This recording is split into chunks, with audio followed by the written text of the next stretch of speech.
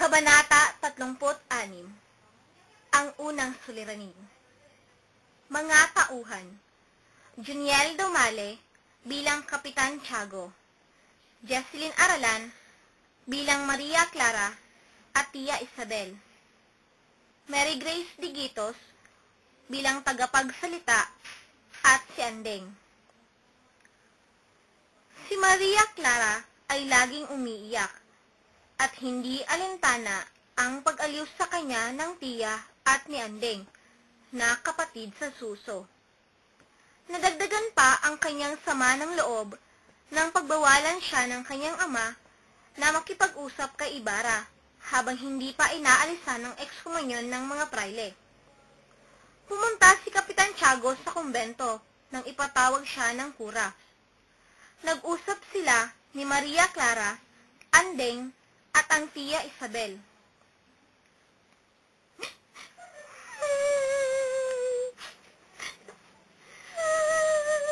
Huwag kang umiyak.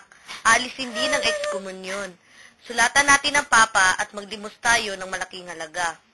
Si Padre Damaso ay hindi naman namatay, nawalan lamang ng malay tao.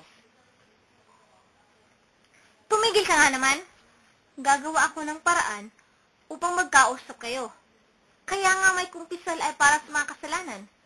Patatawarin na rin kayo ng kura. Dumating si Kapitan Tiago na malungkot at basang-basa ng pawis. Ano nangyari? Ano nangyari? Diyos ko, magsalita ka! Ano pa, kundi yaong aking kinatatakot. Ang kasunduan na pag-iisang dibdib nila Ibarra ay pinasisira ni Pares Damaso. Kung hindi ay parurusahan ako. Pati ang kabilang bahay. Yaon din ang sinabi ni Pares Sibila. At sabi kong ako ay may utang kay Ibarra ng 50,000 piso. Ngunit sinabi niyang alin ba daw ang mas mahalaga? 50,000 piso o buhay ko't kaluluwa? Napalakas ang hisbi ni Maria Clara.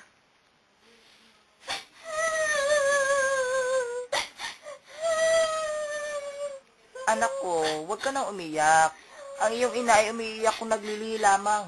Huwag kang mag-alala at sabi ni Padre Damaso na merong binatang paparating galing sa Espanya na magiging katipan mo. Maano tumigil ka nga, Santiago? Mag-uukol ka sa kanya ng ibang katipan?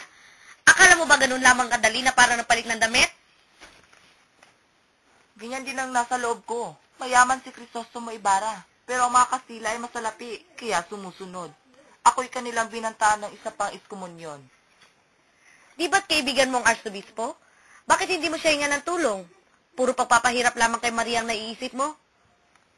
Ang arsobispo ay praile, kaya't susunod siya sa kapwa niya praile.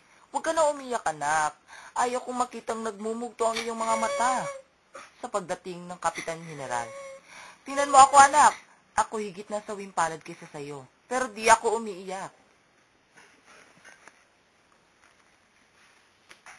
Dumating na nga ang Kapitan General at nagkagulo ang bayan dahil sa mga sasakyan, paputok, at ang pagtugtog ng Mareha Real Española, habang si Maria Clara ay nagulong na lamang sa kwarto. Masunurin at papagmahal na anak si Maria Clara. Takot siyang maekskomunyon ang ama, kaya nakalaan siya para limutin ang pag-ibig niya.